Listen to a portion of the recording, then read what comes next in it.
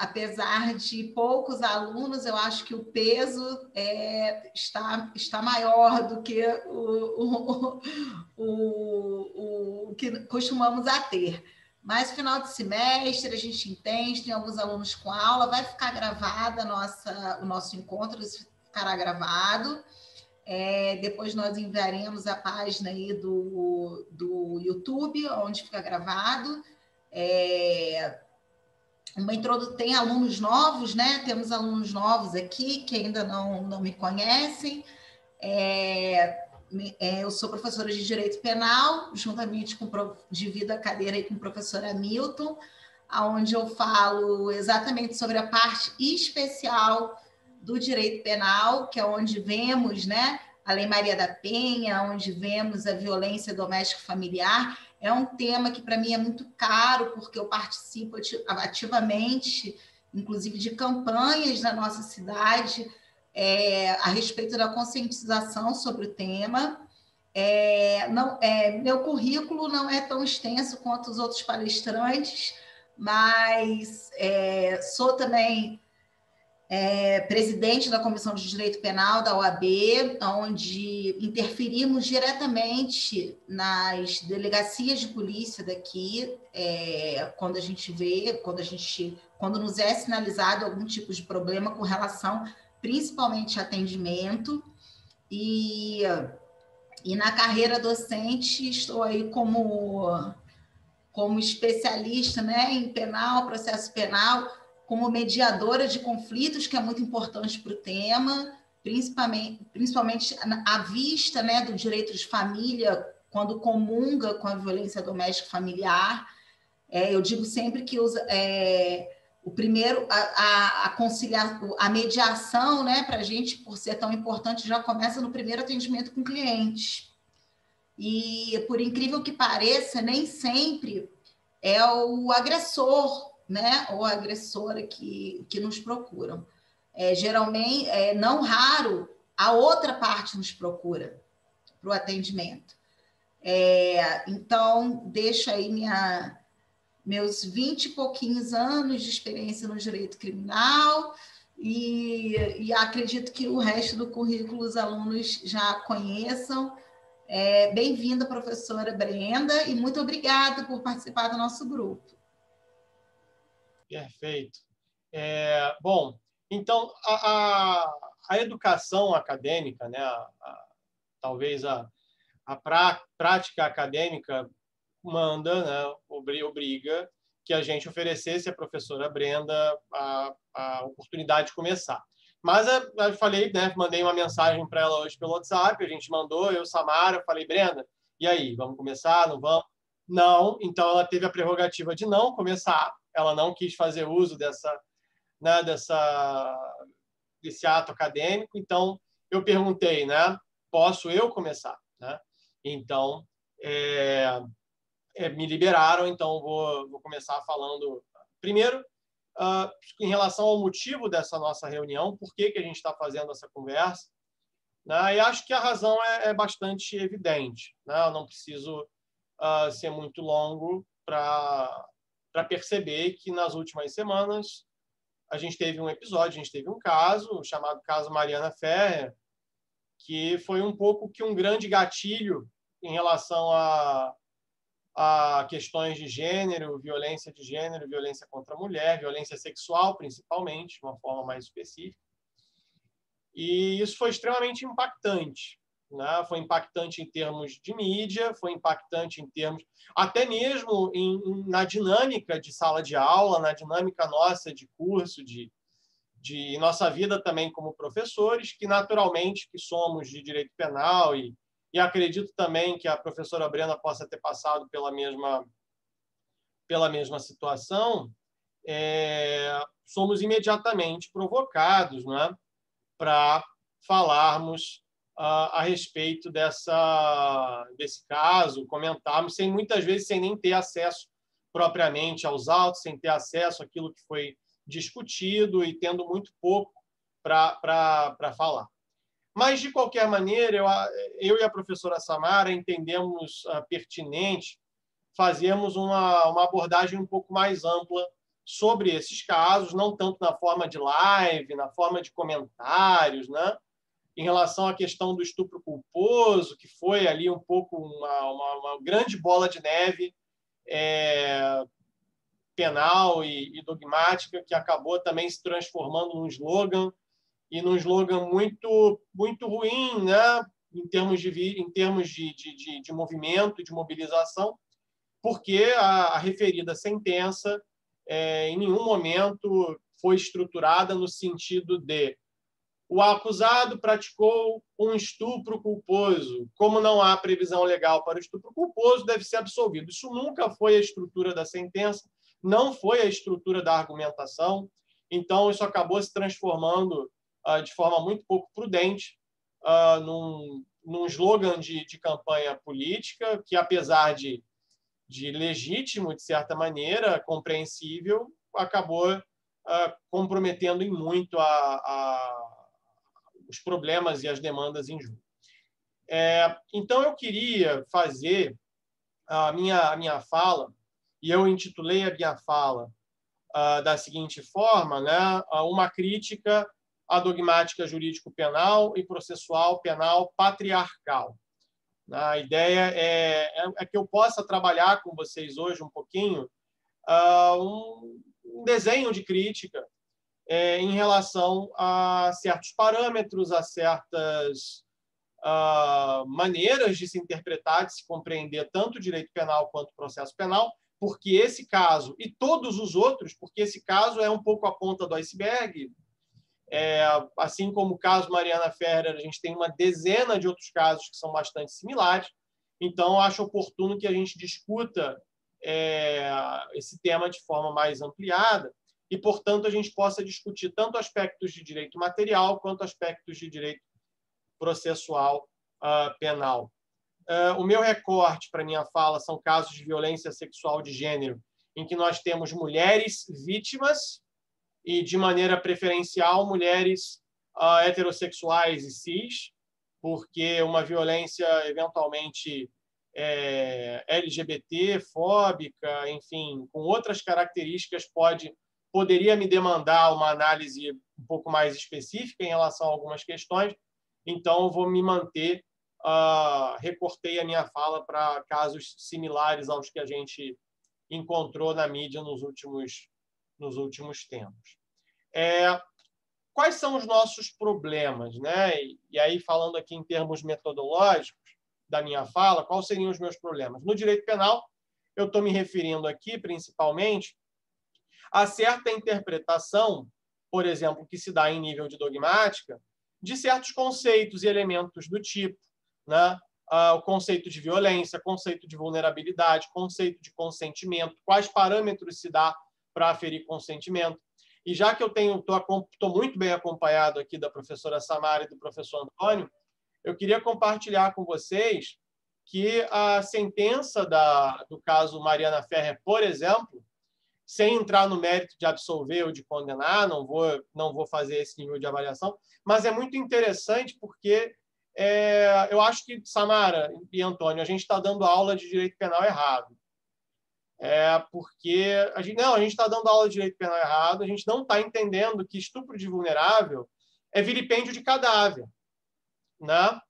Porque, se vocês forem ver o nível de argumentação das testemunhas e, eventualmente, na fundamentação para se compreender o nível de ausência de discernimento que se exige, o nível de dissenso, de falta de consentimento que se exige para a vítima de um crime sexual, é como se ela tivesse quase que se comportar como um cadáver.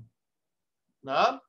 Eu comecei a ler aquilo e falei, gente, meu Deus. Mas também, de novo, não é exclusividade dessa sentença, não é exclusividade, isso é uma forma generalizada de uma interpretação bastante problemática dos tipos e dos elementos. No processo penal, a gente tem pelo menos dois problemas: a desqualificação da palavra da vítima e a desumanização da colheita de depoimentos. Tá? Então, a gente observa isso, né, de forma bastante clara nesse último caso, mas também em outros casos que a gente observa.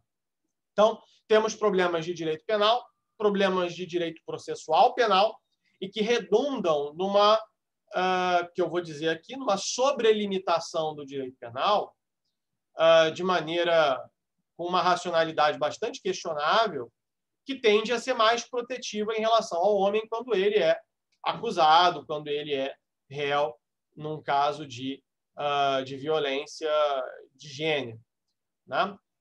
Tem alguma leitura sobre isso, e, por exemplo, a professora Ana Lúcia Sabadell, do UFRJ, vai chamar isso de, enfim, garantismo patriarcal. Soraya Mendes, com uma tese de doutorado da UFRJ, com a sua tese, vai chamar isso de um processo penal masculino ou machista.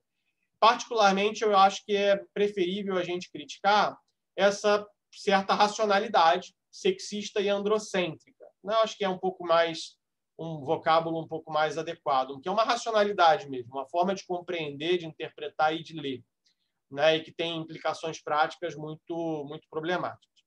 E aí a minha ideia, né, trabalhando dentro de um referencial teórico, uma certa criminologia feminista ou crítica feminista de cunho interseccional, e aqui eu não vou disputar esses termos, eu não estou disposto a disputar qual criminologia feminista, criminologia crítica feminista, criminologias feministas, eu não vou disputar.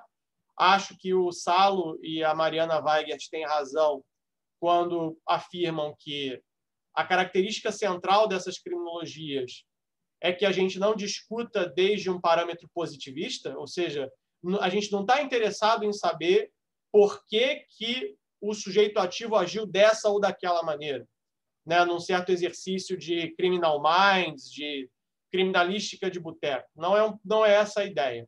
A ideia é discutir desde uma leitura não positivista, uma leitura crítica, né, que possa perceber essas questões de maneira estrutural, que acho que pode ser mais proveitoso para a gente, né?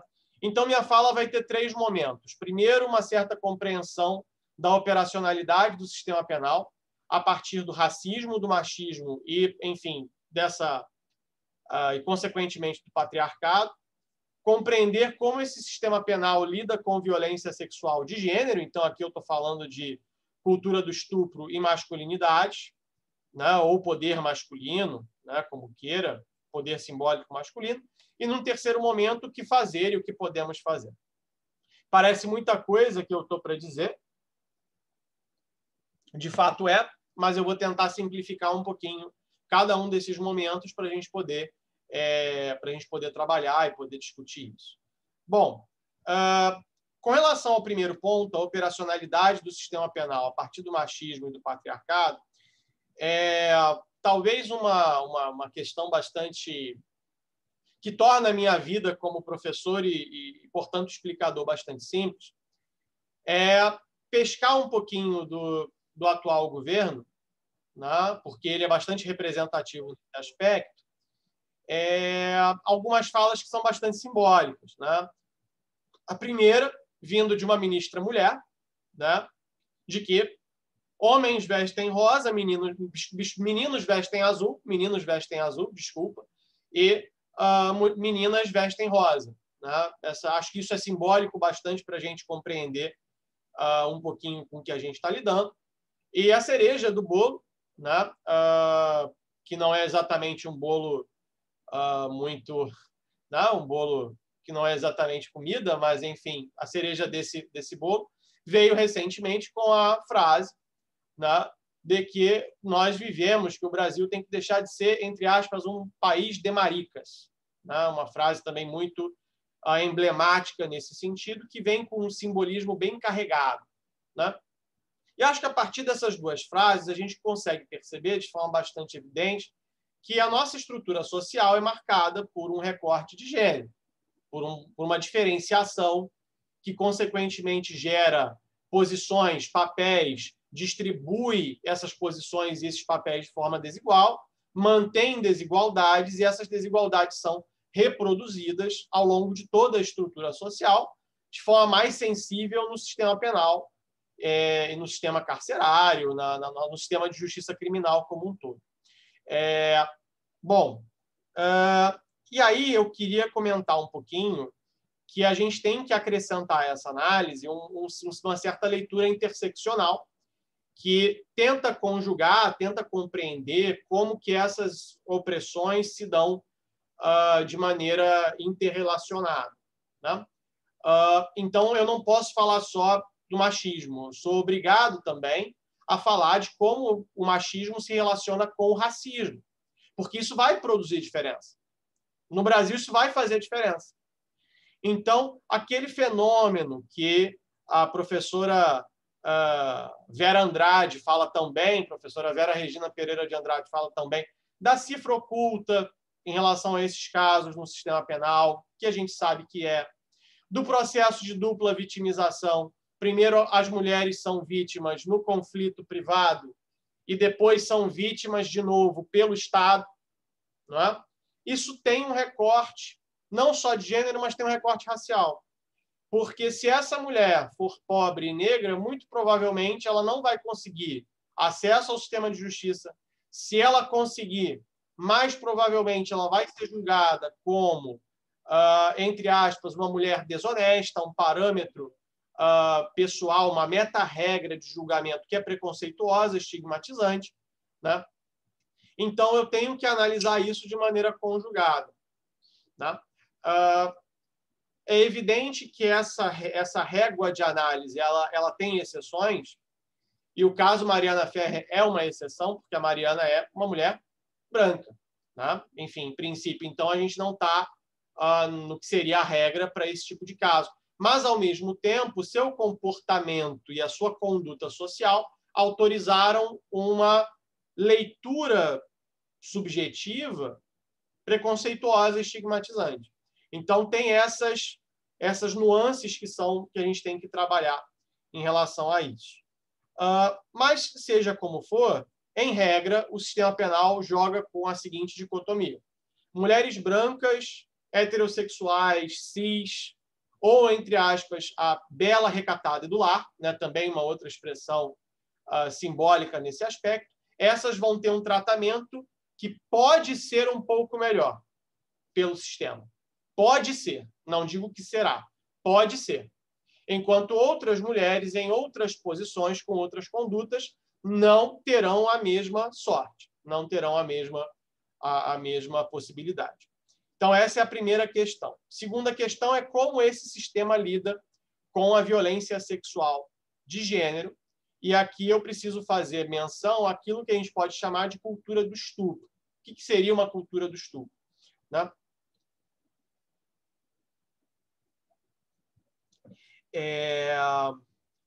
A pior prova que eu já corrigi na minha vida, que foi, e por incrível que pareça, foi onde eu fui estágio docente, foi na UERJ.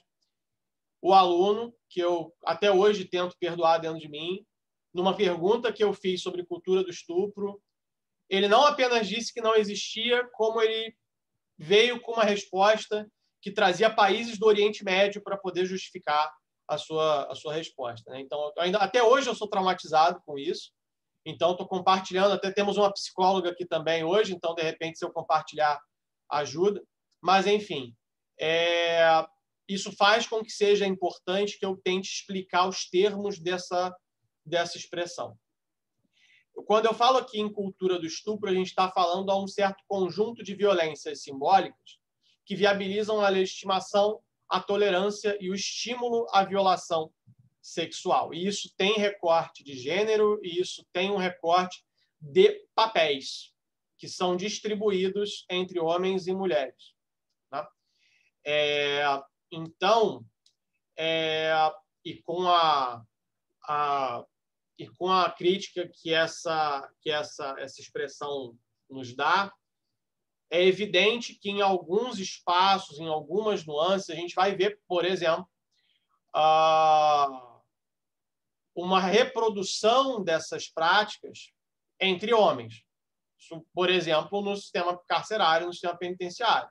Mas mesmo essas possuem uma leitura de gênero que parte da premissa de que você está colocando nos papéis homens e mulheres. O estuprado vai estar no papel de mulher. A mulher vai estar nesse papel, esse papel da mulher. E como que isso se dá? De que modo isso se dá? Impondo à mulher, impondo às mulheres o dever de contenção, o dever de prudência, um certo limite no exercício da sua sexualidade. Um limite que vai ser mais ou menos intenso, um limite que vai ser mais ou menos forte, um limite que vai autorizar, e aí sim, vai autorizar em determinadas situações, determinadas posições, vai autorizar, né, dentro dessa visão, que é isso mesmo, que naquela posição, então, aquela mulher que, enfim, bebeu, que fez uso de bebidas alcoólicas e tudo mais, numa festa, então ela estava, entre aspas, ela estava procurando, ela estava, né, desejando. Tá? Inclusive, nesse sentido bastante infeliz, a gente teve um certo suposto economista, né? Se diz economista, não sei, né? Mas, para minha surpresa, ele conseguiu fazer a matemática genial de comparar a posição da estuprada com a posição de um autor de um acidente de trânsito. Essa foi realmente incrível, né? Então, acho que, né, tem algum problema aí com essa matemática, com essa economia, eu não consigo entender, mas, né, ele fez essa comparação, né, disso, e comparou por quê? Para dizer que merecia. Para dizer que merecia, naquelas circunstâncias, né, sofrer esse ato de violência, sofrer isso. E isso vai ser tão pior, tá? Por quê? Porque essa cultura também, e aí é um ponto relevante desde o ponto de vista do racismo, essa cultura não é igual. Essa cultura vai ser a Angela Davis que vai mostrar que é justamente a cultura do estupro, e aí também a gente vai observar que a forma de construção também dogmática dos delitos sexuais vai partir da ideia de que o agressor sexual, de que o violador sexual, ele é, em princípio, excepcional. Ele é, em princípio, monstruoso. A leitura machista do agressor vai dizer ele é uma aberração, ele é um tarado, ele é aquele estuprador do beco escuro. E o estuprador do beco escuro, ele vai ter cor. Um sistema racista vai dar cor para esse estuprador. Esse estuprador, em geral, vai ser negro. Tanto que nos Estados Unidos não faltou casos de acusados negros de estupro de mulheres brancas e que foram linchados, né? Muitas das vezes porque essas mesmas mulheres e esses homens tiveram relações consentidas sexuais, com relações afetivas que eram interditadas por um sistema racista, né? Então, mesmo isso também tem cor e tem gênero definido, tem posições definidas. E isso é muito simbólico quando a gente olha, por exemplo, para o caso que a gente viu recentemente, né? Se a gente olha, por exemplo, os depoimentos das testemunhas, a gente vai observar como que o réu tem bom caráter, como que o réu é uma pessoa de boa índole, nunca faria isso, nunca faria aquilo. Nenhuma das testemunhas presenciou o fato. Nenhuma. Mas todas são absolutamente capazes de dizer, de afirmar, de ter certeza. Uma delas, inclusive, estava bêbada no dia. É interessante isso, né? A testemunha bêbada no dia pode testemunhar sobre o fato. Agora, se a vítima tiver o azar de estar bêbada, aí essa embriaguez vai ser mais cuidadosa, né? Uma análise diferenciada dessa embriaguez. Mas, seja como for, é interessante a gente observar que, em outros casos, e isso também é muito simbólico, como que a posição social, a posição racial do réu vai ser decisiva para a resposta do sistema penal. É só vocês jogarem no Google Innocence Project estupro. Joga no Google Innocence Project estupro, porque o Innocence Project tem vários casos de condenados com sentença com trânsito em julgado. Não estou falando aqui de absolvição em primeira instância, estou falando de sentença com trânsito em julgado, em que o tribunal vai lá, E só depois que a gente tem uma revisão criminal é que a gente consegue reverter a situação de gente. Tem um pedreiro, por exemplo, um ajudante pedreiro, que ficou preso 5 anos nessa brincadeira. E adivinha, ele era pobre e, salvo engano, negro. Né? Então, isso é relevante para a gente refletir. Bom, vou avançar um pouquinho aqui. A expressiva cifra oculta, estuprador do beco escuro, já falei da Angela Davis. Quero falar um pouquinho sobre masculinidade e poder masculino, porque é justamente, e aí vem o outro ponto da fala, bom, mas como é que, então, o sistema de justiça interpreta os parâmetros dogmáticos, os parâmetros do direito? É porque ele é construído desde o ponto de vista, e aqui eu estou tentando utilizar de forma muito cuidadosa, muito cautelosa, uma certa leitura epistemológica, tá? Que parte de uma certa posição. Então, estou me valendo aqui de um standpoint theory, de uma teoria de lugar de fala, que vai observar que a construção do saber possui, inevitavelmente, é atravessada por relações de gênero e relações de raça. Mais especificamente, relações de gênero, para falar de masculinidade. Né? Então, é muito representativo, né? E aqui também eu imagino que todos os professores aqui, os alunos, tenham o manual desse professor em casa. Não vou dizer o nome, porque não quero... Porque ele é um dos bons professores que a gente ainda tem de direito penal, então não vou jogar o nome dele na berlinda. Mas o início do livro dele, ele fala... Pega lá a parte de crimes sexuais. Ele fala lá sobre como a liberdade sexual é muito bacana, porque ele viu... Você pega, por exemplo, uma menina que está andando na rua com um sorriso no rosto, feliz e contente, com os cabelos, enfim, ao vento. Ele vai dizer que ela com certeza transou. Olha que coisa genial. Ele tem a certeza. A pessoa está com um sorriso no rosto, certamente ela transou. Né? Quando eu ia para a faculdade, para Estácio dar aula com um sorriso no rosto, é porque eu tinha comido um salgado naquela cantina lá do 2º andar, né? E eu estava muito feliz, porque o salgado estava muito bom, o café estava muito bom. Né?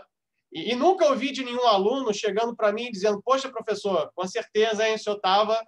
Né? Não, eu só comi uma coxinha. Né? Mas não, a mulher, para esse professor, se está com um sorriso no rosto, né, certamente ela está no exercício, né, teve uma boa noite anterior, o que é absurdo. Né? Há bastante tempo atrás, e isso a gente tem o registro histórico disso, vai ser Nelson Hungria que vai defender a clássica posição do exercício regular de um direito do cônjuge que cuja mulher não se dispõe à prática do ato sexual. Então, sim, os atores do sistema reproduzem posições de privilégio, posições de poder, que vão reinterpretar essas práticas e que vão normalizar essas práticas. Então, é a posição desses atores que vai justificar por que ninguém fez nada naquela audiência. Por que ninguém fez nada naquela audiência? Porque aquilo ali, que é enfim, é bastante terrível aquele ato, uma cena horripilante, aquilo ali parte de uma compreensão da nossa parte de que aqueles envolvidos estavam imbuídos nas suas posições de poder, nas suas posições que são representadas pelo poder masculino de reproduzir a masculinidade. E o que está sendo reproduzido ali? Qual que é a mensagem que está sendo reproduzida ali? A mensagem, e eu não estou dizendo para absolver ou para condenar, estou me limitando à denúncia, estou me limitando àquilo que está sendo dito. É que não é nada demais o homem que chega numa festa e resolve ter relação sexual com uma mulher que ele não sabe muito bem se está ou não em condições de consentir. Que está certo mesmo. Que não é nada demais. De repente, até ele... Né? Enfim, aquilo ali não é um erro assim tão grave a ponto de justificar uma conduta mais proativa, uma conduta mais veemente por parte dos atores. Então, a gente tem que olhar para isso com um olhar crítico, tá? Que vai observar como que os atores são representados ali. Tá? E veja, eu não acho que a sentença, e de novo estou repetindo, não tenho como entrar no mérito dela, certo, errado. A sentença, inclusive, tem uma fundamentação processual, que acredito que a professora Samara, professor Antônio, é absolutamente correto que, se o Ministério Público decide não pedir pela condenação, é absolutamente pertinente que o juiz não possa condenar. Tem uma fundamentação que justifica isso. O juiz faz menção, inclusive, à posição do Jacinto, à posição do Auri Lopes Júnior. Ele traz uma fundamentação consistente. O problema não é esse. O problema é como que a posição interfere, principalmente naquela audiência e na avaliação probatória que se faz posteriormente. Dito isso, temos também a diferenciação, e aí por isso que a masculinidade negra, o ser negro, o homem negro, isso justifica também, isso explica essa seletividade. O homem negro ele é interpretado como mais bruto. O homem negro ele é embrutecido. O homem negro faz esse papel do estuprador negro, né? A masculinidade negra ela não é hegemônica.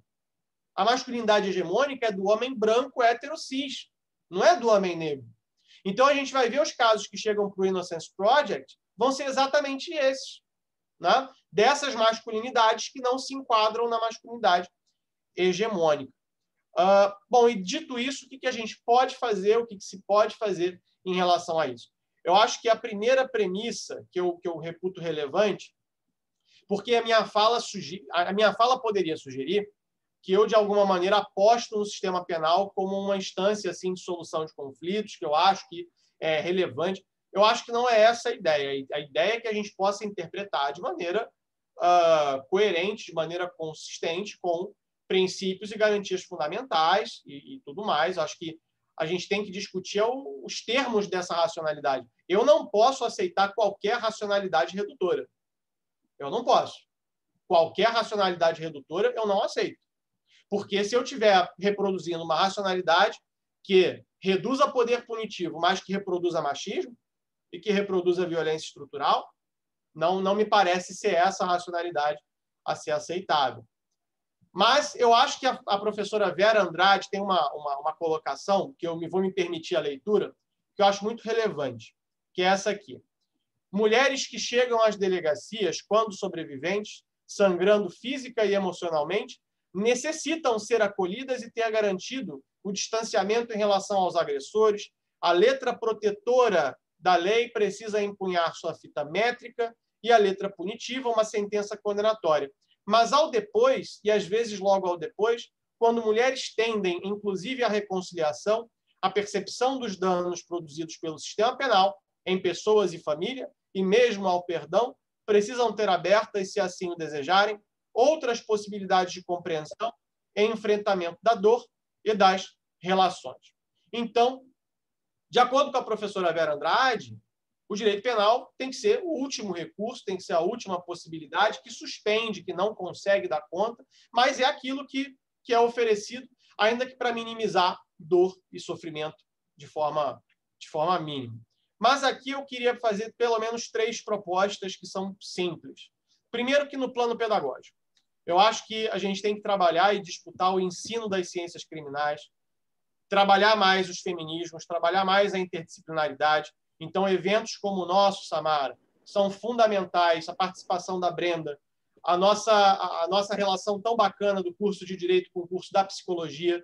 Isso é fundamental para a gente poder avançar e poder mostrar para os alunos que é isso mesmo, que a gente tem que trabalhar isso de forma conjunta. Um segundo ponto é um plano teórico, né? Que a gente tem que disputar a dogmática penal e processual penal. Então, isso significa mais mulheres, mais feminismos, tá? Disputando saber. E no plano prático, eu estou falando aqui de mais órgãos, atendimento especializado, técnicas de prova, colheita de depoimento. A gente pode conversar, a gente pode discutir. A técnica do depoimento sem dano, enfim, algumas técnicas que tentam trazer um certo cuidado com a fala da vítima em crimes sexuais. Eu acho que são essas técnicas que são bem relevantes, acho que isso a gente pode debater. E é isso. Desculpa se eu me alonguei, peço desculpa se a fala ficou um pouquinho grande, mais palestrinha, mas, enfim, passo agora a palavra para a professora Brenda, tá bom? Obrigado, gente. Obrigada, Milton. É a Brenda agora? Eu fico por último? Ou você é a última? Tanto faz. Vocês que sabem, desculpa. Até eu achei que a gente ia pela Brenda, desculpa. Não, professora Brenda, fica à vontade. A senhora que é convidada aqui. Imagina, gente. Só tô aflita aqui, entendeu? Porque a Você tá aflita? Da pessoa. Você tá aflita? Então fala, depois eu volto. Que aí você já responde o Hamilton. Porque aí é bom que, como o Hamilton falou um monte de coisa que eu ia falar, dá tempo do pessoal esquecer para eu retomar. Vou passar, então, para a Samara te responder. Samara, a Brenda tem compromisso às 8, né, Brenda? 8h30, tá tranquilo. 8h30? Ah, então tá bom. Então, beleza. Estamos no horário super tranquilo. Professora Hamilton, eu vou usar todo o tempo que o senhor se alongou e eu vou ser breve, tá? Para dar tempo da professora Brenda falar e da gente abrir para debate. Como eu sou muito, né, assim, uma pessoa muito voltada aí à educação, só que não, né? Você, inclusive, um pouco mais incisiva. O direito penal, nossos alunos sabem, é uma crítica que a gente sempre faz quando a gente começa a dar aula de direito penal, principalmente o professor Hamilton, que pega os alunos de primeiro período. O direito penal é muito mal visto. O direito penal é o vilão do direito. Então, o que a gente tenta é desmistificar algumas dogmáticas, algumas teorias, alguns conceitos, e, incrivelmente, na nossa parceria, na nossa forma de pensar muito parecida, a gente consegue, com respeito a todos os tipos de opinião, obviamente, né? Mas opiniões fundamentadas e coerentes, porque opinião que não é fundamentada e não é coerente não merece prosperar, né? O não porque não, sim porque sim, não dá. A minha fala vai congruir, muito com a fala do professor Hamilton. Infelizmente, não dá para a gente começar essa conversa sem falar desse caso tão terrível, que, como muito bem colocou o professor Hamilton, é uma exceção à regra, e por isso que veio a público. E por que nós... isso acontece todo dia, a cada 1 hora, 4 mulheres são vítimas de violência sexual no país. Agora, durante o estado de pandemia, 50%, isso é IBGE falando, né? Não sou eu falando, 50% dos crimes de violência doméstica familiar aumentaram no Brasil. Então, é um assunto que merece importância, principalmente na época de pandemia, muito. Aí vem o caso, né? O caso tão discutido aí, e eu não vou entrar nem na questão do estupro culposo, porque meus alunos já me perguntaram isso em sala de aula, já esclareci, não existe. Mas, enfim, a gente vê aquele milhão, a gente se coça para falar, né, professora Brenda? Como eu agora, mas a gente se coça para falar nas redes sociais. E não pode, porque eu acho que a gente não tem que fomentar. Eu estava até conversando isso anteriormente com o professor Hamilton e não foi uma combinação, mas eu acredito que nós não tenhamos que fomentar mais discussões que não sejam positivas. A gente tem que fomentar uma reflexão, fomentar o conceito jurídico correto, né? E não fomentar... eu até brinco com meus alunos, porque eu também dou aula, uma das minhas principais aulas é de violência sexual, e eu até costumo brincar um pouco com eles, falando né, do conceito de estupro e falando da problemática, das estatísticas, né? Fomento muito o pensamento deles, que eu vou falar, vai ser o próximo ponto da minha fala, mas esse caso, realmente, eu não tenho que falar de estupro culposo, porque isso já está pasto, já está até caiu na chatice, né? Mas, com relação à sentença, eu também li a sentença toda, não vi qualquer aberração jurídica ali. o juiz entendeu como erro de tipo, aí a gente vai discutir por que seria erro de tipo naquele caso, né, e não em outros, mas o juiz foi totalmente coerente, em nenhum momento ele falou a expressão estupro culposo, em nenhum momento houve isso, mas foi um caso onde a pessoa era famosa, o autor do fato, né, o réu no processo também era uma pessoa famosa e que caiu num momento midiático muito propício para a propagação da discussão, onde as pessoas estão muito conectadas com a internet, com os meios sociais, onde os vídeos estão viralizando muito, e eu também tive a oportunidade de ver a audiência como um todo, né? A audiência, não só trechos da audiência, mas a audiência como um todo. E no meu caso, também não tenho que falar da sentença, mas eu tenho que falar da conduta ética do advogado de defesa. Porque eu acredito que, inclusive, quem falou essa frase, salvo engano, foi o professor Kleber Masson, quando ele justificou porque imputaram a ele esse conceito de estupro culposo, a ampla defesa não nos dá direito, né, a ultrapassar os limites da ética. Até porque a inquirição, tanto no processo penal como no processo civil, ela é uma inquirição direta. Mudou. Antigamente, você perguntava para o juiz e o juiz perguntava para a parte. Hoje, nós podemos perguntar realmente para a parte, diretamente à parte. E eu não vou me colocar aqui numa posição, porque eu já defendi, já fui... quando eu acredito na defesa do cliente, eu vou até o fundo do poço mesmo, e acredito, e sempre vou debater sobre isso, eu tenho que defender o que eu acredito, mas de forma ética.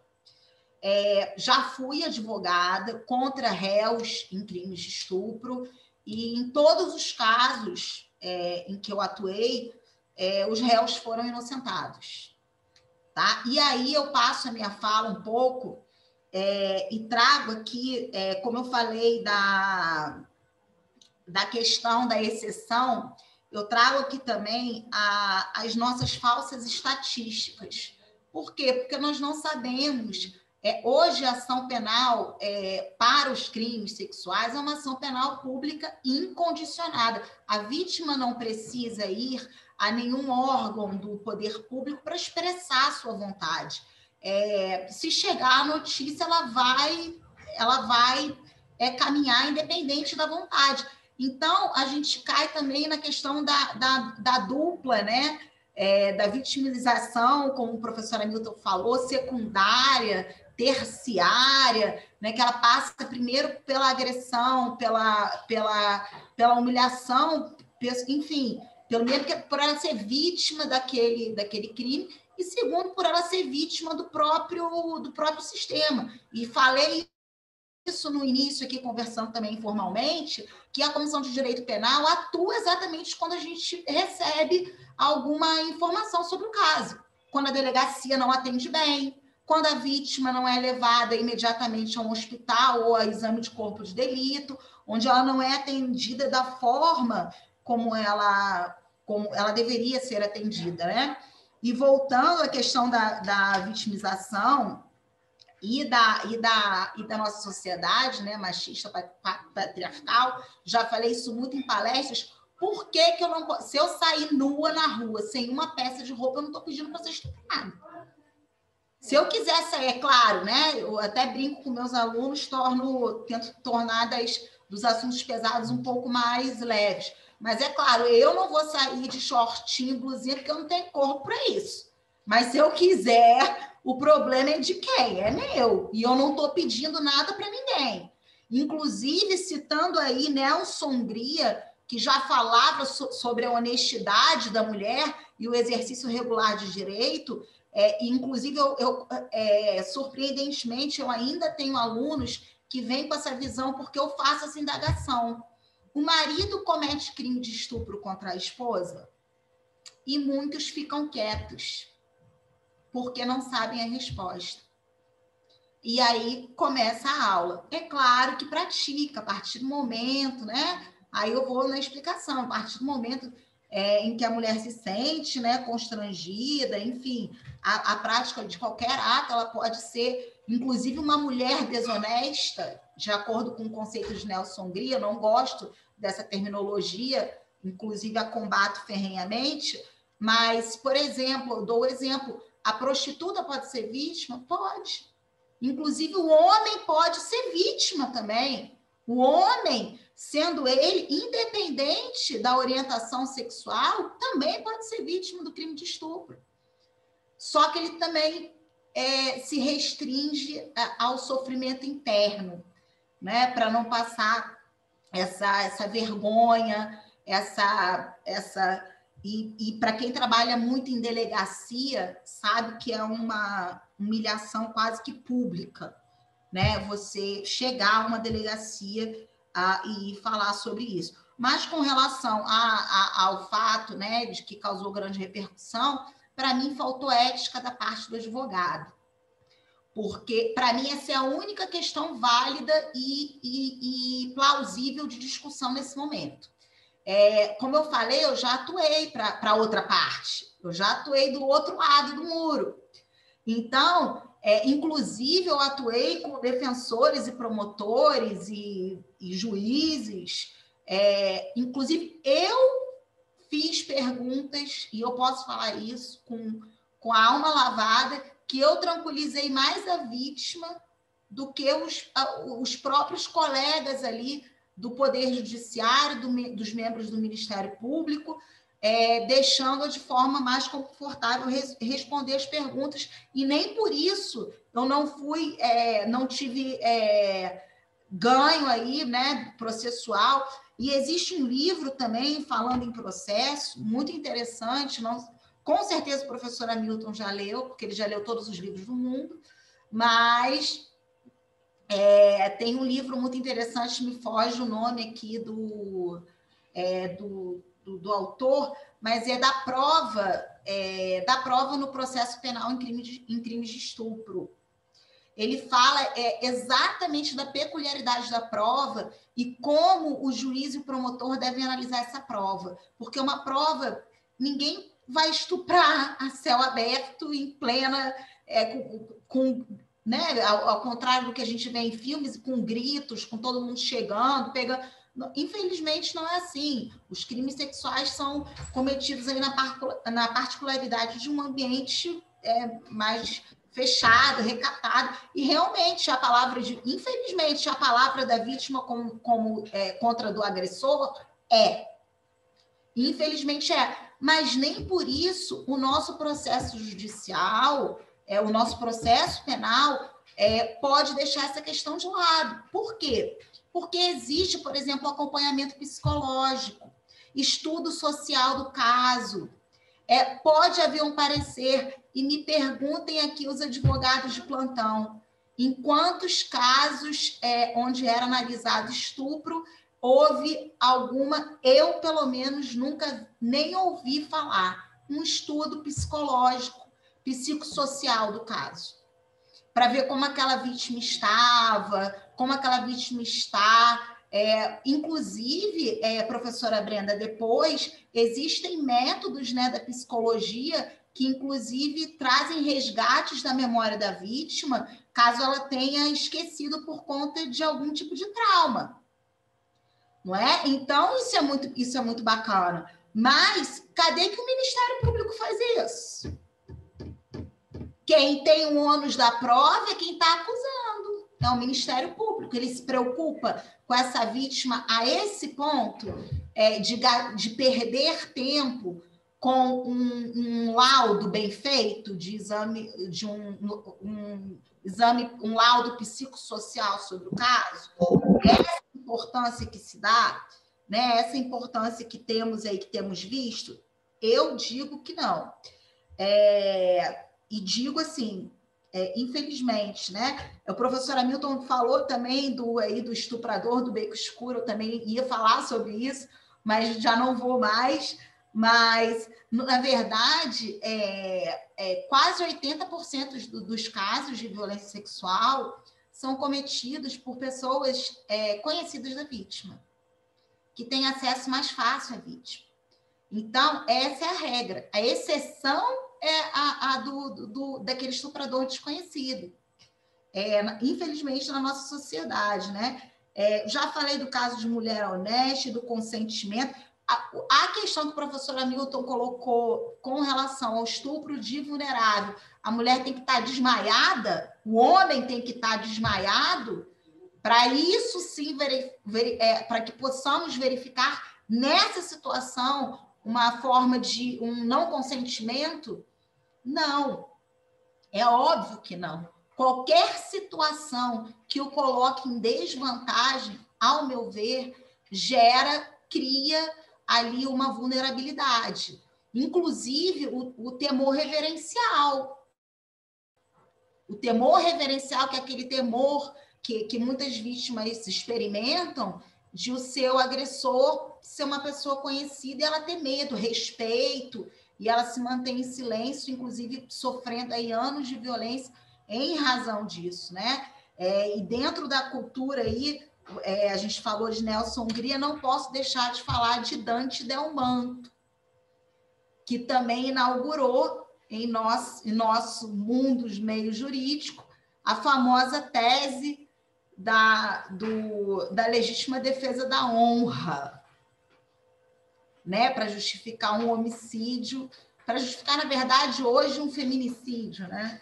Mas, quer dizer, o homem pode matar a mulher, né? Então, é complicado e deixo aí para reflexão também.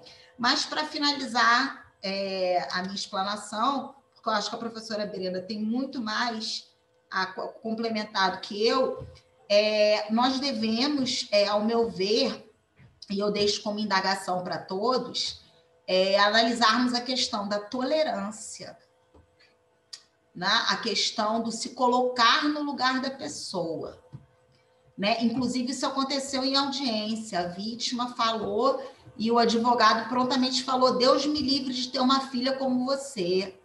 E depois ele chegou a falar: e Deus me livre do meu filho conhecer uma mulher como você, né? Então, daí vocês tiram a nossa revolta com relação à ética do profissional do direito que cometeu essas intempéries.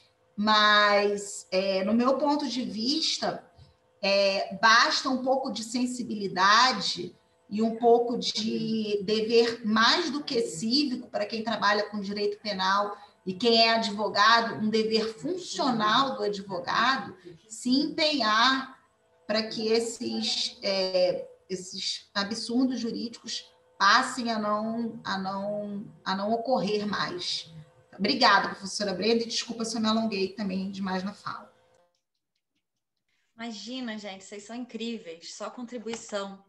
É bom que eu tinha planejado uma fala aqui, tem tanta coisa anotada na minha fala que eu vou fazer um artigo.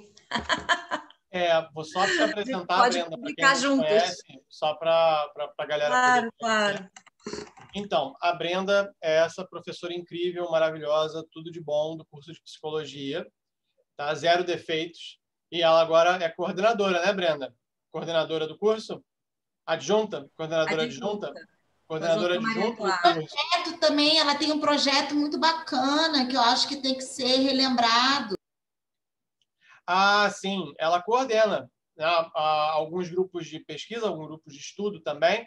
É porque no seu mini currículo você não fez menção a eu. Enfim, não sei se você também queria... Se quiser compartilhar com a gente seus grupos de estudo, grupos de pesquisa. Tá?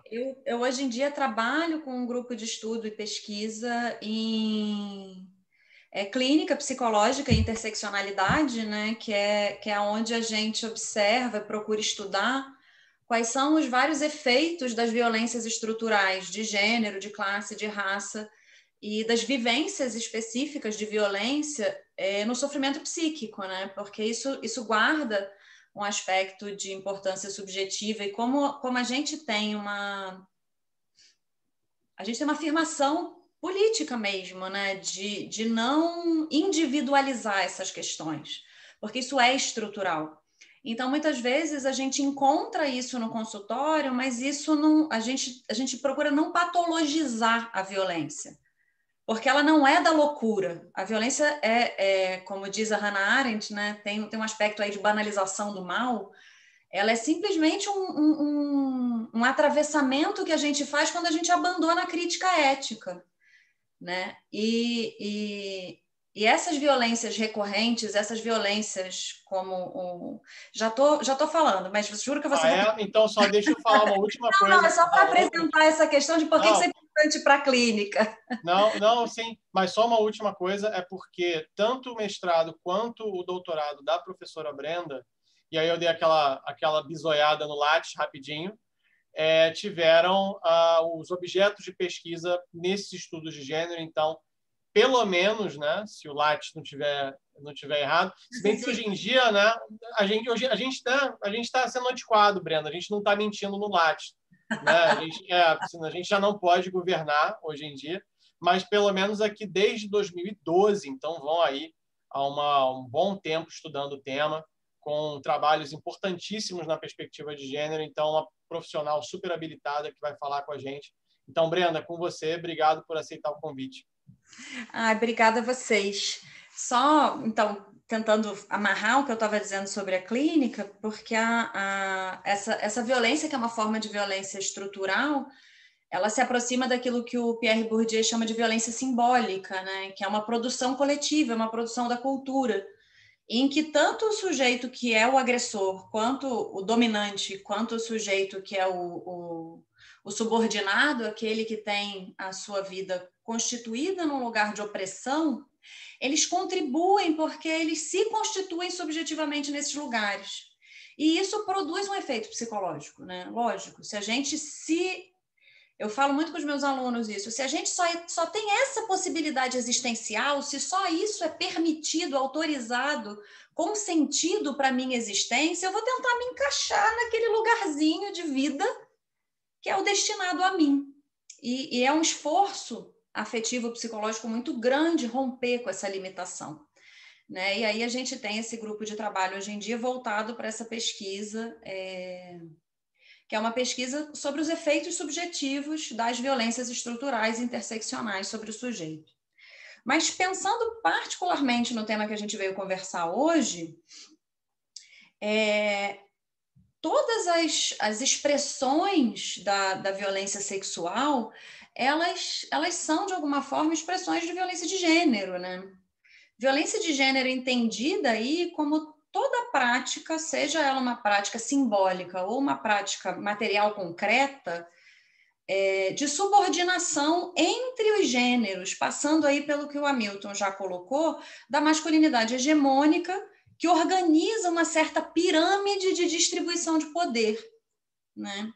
Então, a gente tem aquele ideal de homem, né? Aquele homem branco, forte, hétero, viril, rico, jovem o suficiente para continuar viril, mas ainda não tão jovem que ainda não seja bem rico. Então tem uma faixa aí em que você tem que ser jovem, mas já não pode ser tanto, mas ainda não pode ter ficado velho. E tem que estar rico sem ter ficado velho, pelo seu próprio esforço, virilidade, macheza, e que você tem que ser violento só na medida de impor o seu respeito, mas que você tem que ser uma pessoa que agrega, impõe. Gente, é tanta coisa que, na verdade, não existe, né? O único que conseguiu ascender a esse lugar foi o super-homem, mas, como vocês sabem, ele é um ET, então ele não está aqui entre a gente. As outras pessoas, essas outras pessoas concretas, materiais, reais, né, que trabalham para viver a vida, que não têm superpoderes, não voam e não podem fazer a Terra girar ao contrário para salvar a mocinha. Talvez eu esteja usando referências um pouco velhas para os alunos da graduação, mas é uma versão antiga do filme de Super-Homem, ele faz isso, é interessante, assista. Todas as outras pessoas reais não alcançam esse lugar. E dentro do estereótipo, todas as outras, aquelas que são os homens não brancos, não hétero, não branco, não hétero, abaixo de todos os homens, as mulheres, com alguma relação de paridade ali, tirando os homens negros, aí as mulheres brancas têm um pouco mais de influência no campo social, mas ainda assim com certo direito de desqualificação. E aí esses vários lugares, até a mulher pobre, negra, lésbica ou trans, né, que está ali num lugar de precariedade, de vitimização mesmo, que é uma tragédia social, né? A gente não pode deixar de lembrar que o Brasil é o campeão mundial. Nós somos campeão mundial do futebol, não mais, 7-1. Nós somos campeões mundiais de assassinato de população LGBT, né? Então, isso é uma forma de violência de gênero que é o assassinato, que é a eliminação da existência do outro. E é muito interessante porque, normalmente, quem está mais próximo da masculinidade hegemônica não reconhece isso. Eu ouvi de um paciente meu que, de vez em quando, ele fala, eu tenho que me lembrar que eu sou psicóloga, sabe? Que me dá um negócio aqui, assim, muito difícil. E aí ele disse, não, porque esse negócio desse monte de política que fica segregando a sociedade, eu não gosto. Mas eu tenho amigos que são pessoas íntegras e são gays. Veja, os amigos dele são pessoas íntegras e gays. Mas ele não gosta. Ele é um homem branco, hétero, rico, casado, com 2 filhos, casa própria, carrão, dono de empresa. E um amigo meu, que é um homem nascido pobre, de descendência indígena, assumidamente gay, casado, estava na frente de um museu no Rio de Janeiro, no início desse ano, antes do início da pandemia, e foram bater uma foto dele na frente do cartaz da exposição, post, né, internet. Passou um carro com 4 homens brancos próximos do hegemônico e tacaram uma garrafa de vidro cheia de líquido para acertar ele. Ele saiu da frente e aquilo estourou na parede. Então, a violência de gênero, ela atinge as mulheres, mas como a Samara lembrou, ela atinge também os homens, sempre nessa ordem, do hegemônico para o subordinado. É nessa ordem que caminha. E a violência sexual, além do aspecto particular Entre acadêmicos, podemos usar a linguagem do concreto. Além do aspecto particular do tesão, tem um aspecto de domínio, porque a sexualidade ela não é só do campo do prazer na nossa sociedade. A sexualidade ela é usada como um recurso de regulação social. E aí eu vou pedir aqui a cola aos colegas do direito, todos os colegas do direito podem me corrigir à vontade para todas as bobagens que eu disser, que nenhum dos meus livros aqui tem meia linha de texto legal, mas eu vou mostrar eles para vocês com calma, rapidamente. E quando a gente discute a questão da família, da construção da família, no Brasil a família ela já foi definida legalmente, nem tantos séculos atrás assim, como uma instituição econômica. Tinha uma definição de unidade econômica, formada por homem, mulher e seus filhos. E aí tem o texto lá em que isso aparece, que eu não vou saber citar, qual é o artigo, de que ano, mas é alguma coisa já bastante ultrapassada no nosso direito. E hoje em dia, a gente pensa na família como a gente vive a ideia de família. Que a família é uma união marcada pela afetividade. E a gente tem uma série de definições do que é considerado legalmente família no Brasil. E aí tem lá na norma do Código Civil quais são essas formas de família. E se eu vou aproveitar aqui a dica, depois os colegas podem me mandar o código para ver se eu estou fazendo o slide correto na sala de aula. Sobre como é que são essas formas e como é essa nomenclatura que permite uma compreensão diferente de família hoje do que ela foi 1 ou 2 séculos atrás. Professora, só para título de curiosidade, eu também sou muito curiosa, eu estou fazendo pós em civil e processo civil.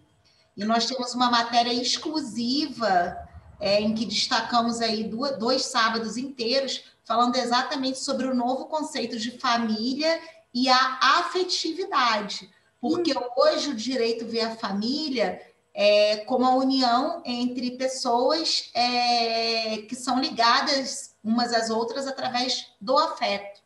Inclusive, aí o conceito de família monoparental, né, que é formada por uma pessoa, né, e um filho. Né? Temos até, inclusive, aí, direito de visitação de animais. Sim. Né? Desde que eles se tornaram seres sencientes, foram reconhecidos como seres sensíveis, né? Eles têm direito a cuidado. E aí tem uma coisa que é muito interessante sobre a forma como a gente organizou a família.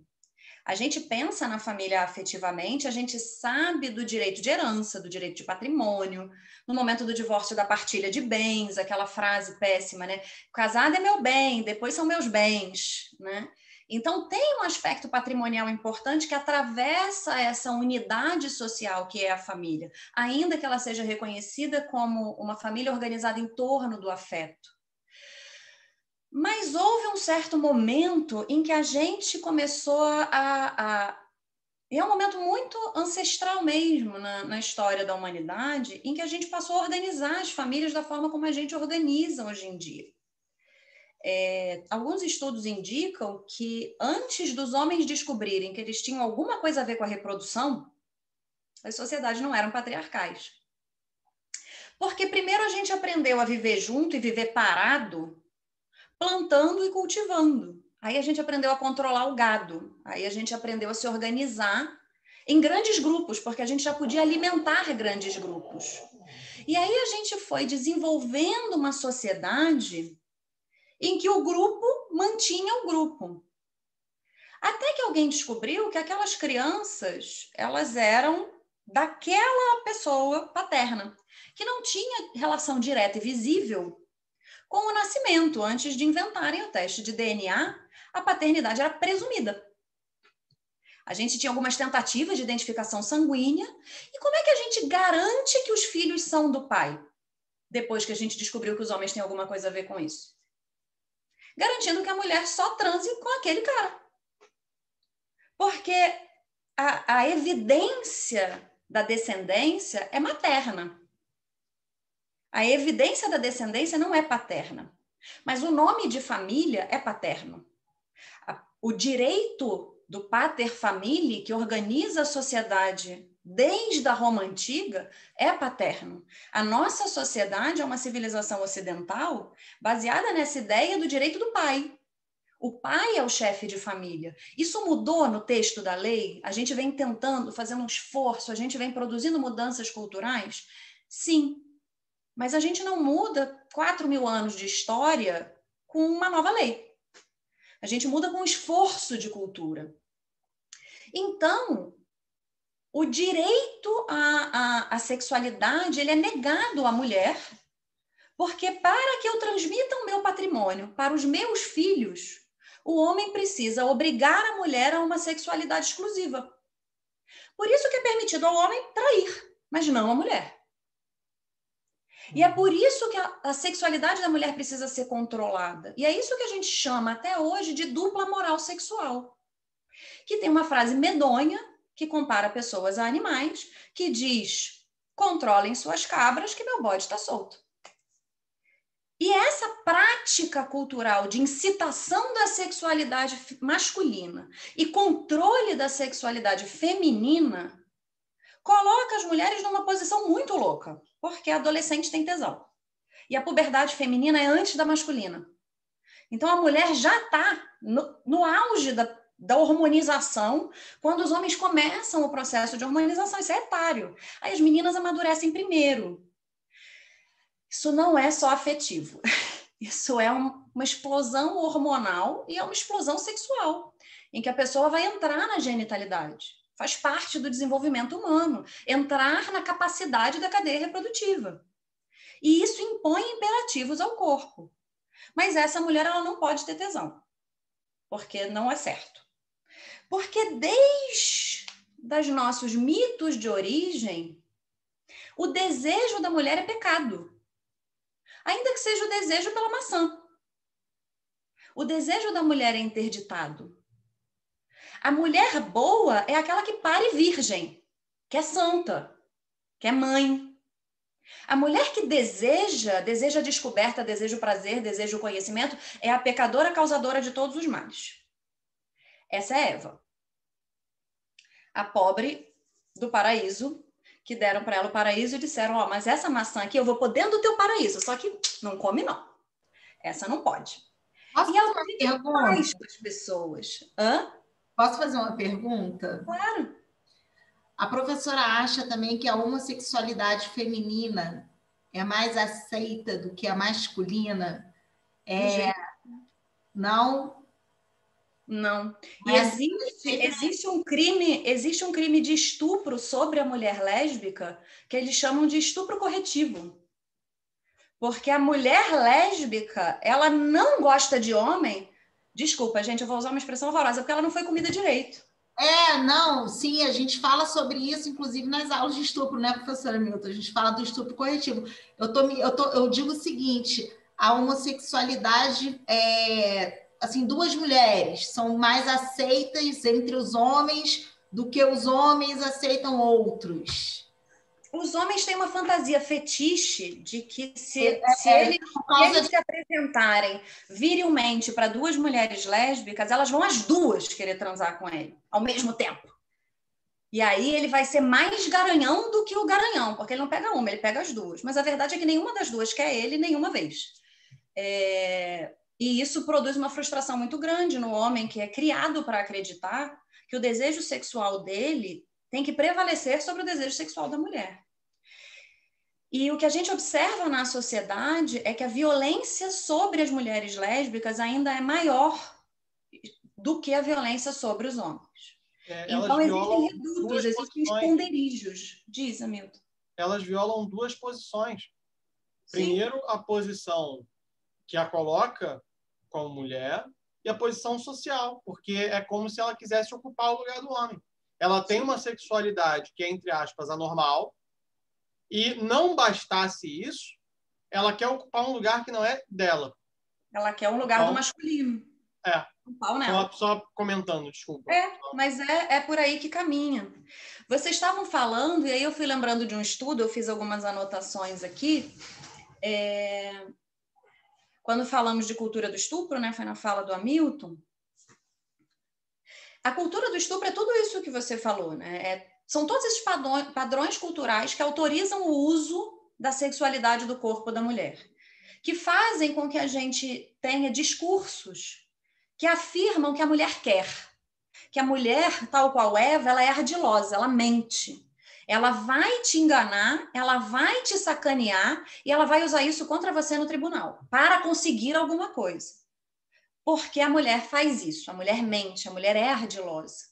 E aí tem um estudo que foi feito na década de 90, quando a gente pensa no estuprador como exceção, e que isso é uma imagem mítica, né? Uma coisa assim do estuprador do beco escuro, e a gente já ouviu até a Samara aqui trazer para a gente a estatística de que 80% do estupro é familiar, né? Familiar no sentido de convívio e familiaridade, não necessariamente pessoa da família, mas alguém de confiança, um amigo, um vizinho, ou mesmo alguém da família, né?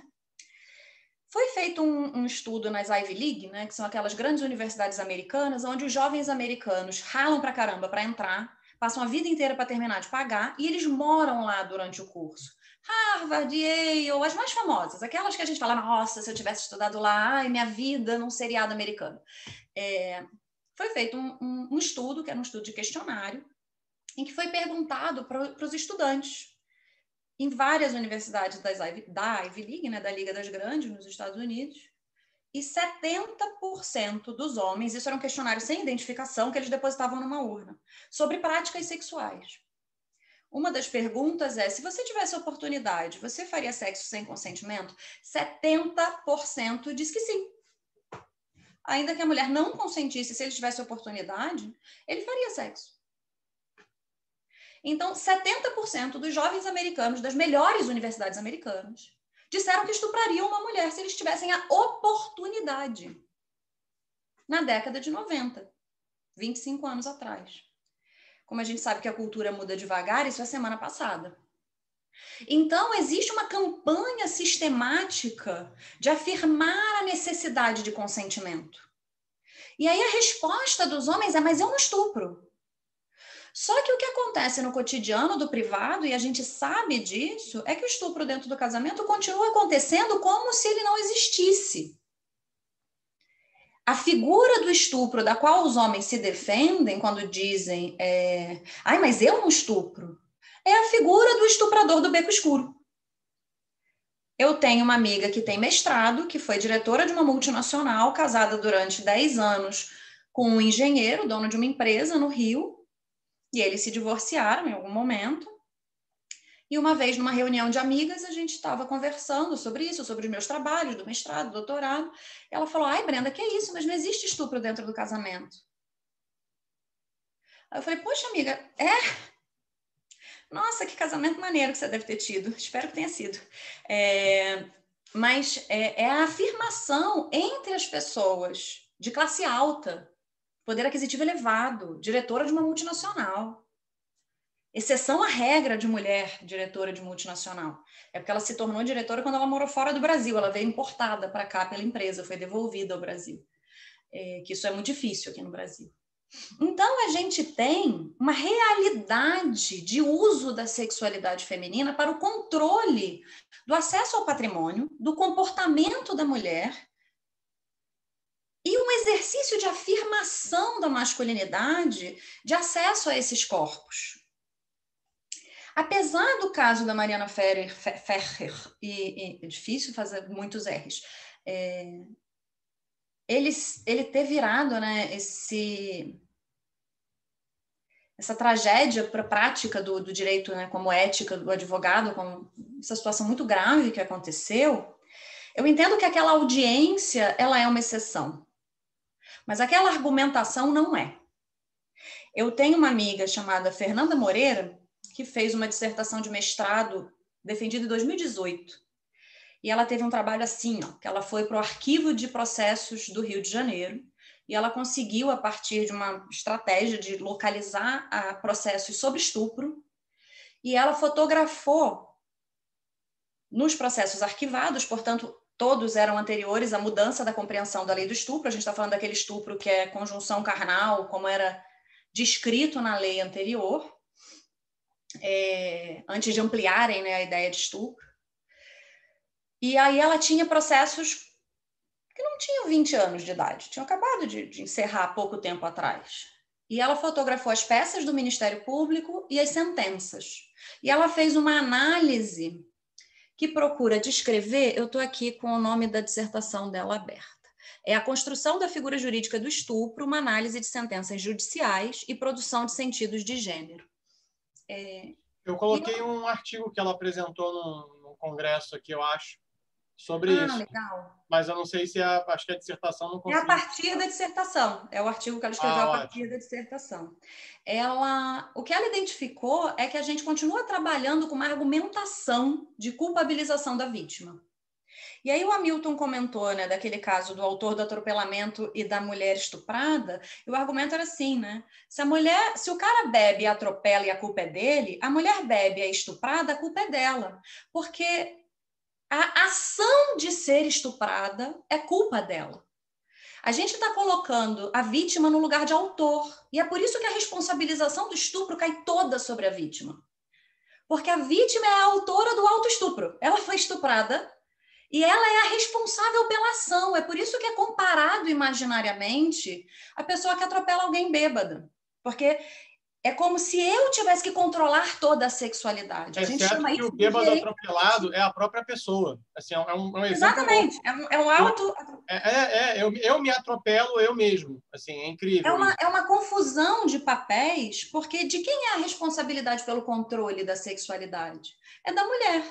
Então, se ela foi estuprada, é porque ela não fez o que ela tinha que fazer para evitar o estupro. Ela bebeu e estava de mini saia. Ela não bebeu, mas estava de mini saia. Ela estava de saia. Ela estava na rua. Ela estava na rua de saia. Mas ela também estava na rua de calça. Ela olhou para o lado, ela olhou para mim. Ela olhou para mim, ela não olhou para mim. E aí eu fui lá mostrar para ela que ela tinha que ter olhado para mim.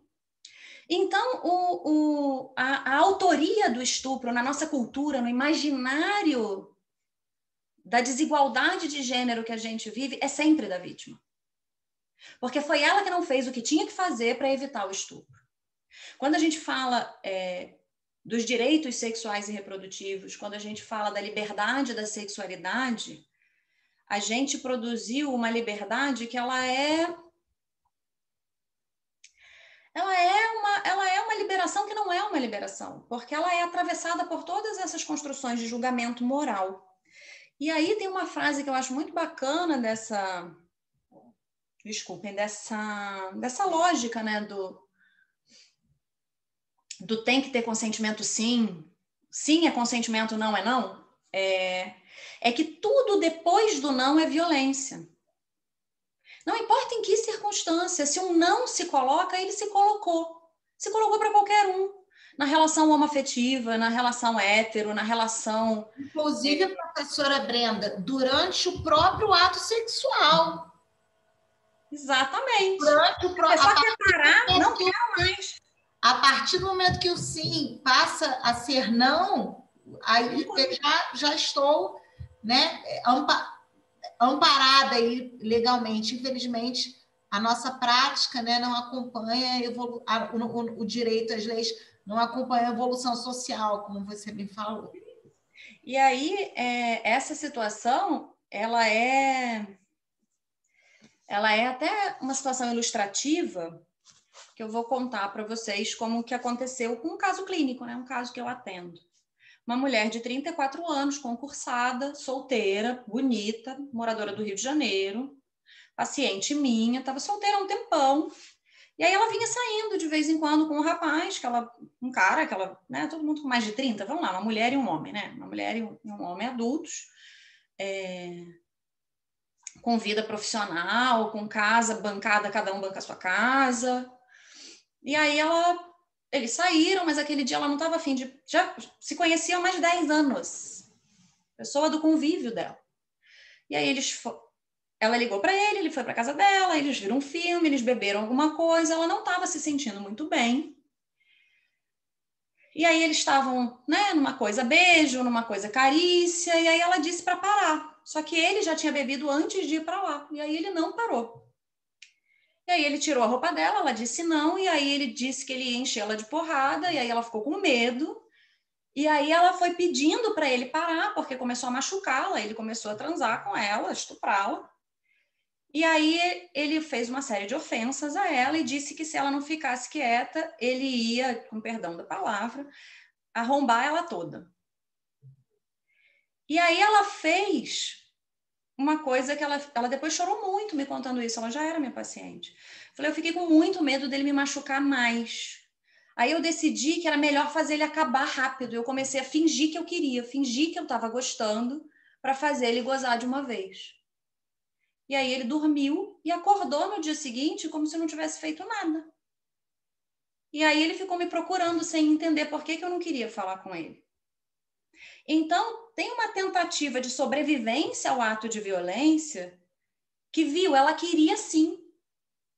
Ela estava me dizendo não, mas depois ela me disse sim. E isso passa a ser uma justificativa, uma autoindulgência, porque o desejo dele ganhou. E aí ele mostrou para ela com a virilidade e com a potência sexual dele que aquilo era maravilhoso. E aí ela também entrou na onda, que é um pouco a prática do que... Ela não fez denúncia nenhuma, ela ficou morrendo de vergonha dos amigos, ela tratou disso na terapia e exclusivamente na terapia. Foi um ato do sofrimento. Um ato meio não, né? Foi um total ato de sobrevivência. Exatamente.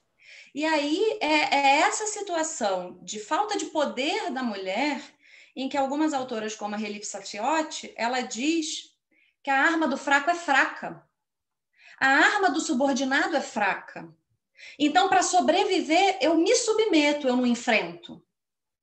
E é uma arma de sujeição. E por isso faz parte da violência simbólica, né? Como eu comentei no início do Bourdieu.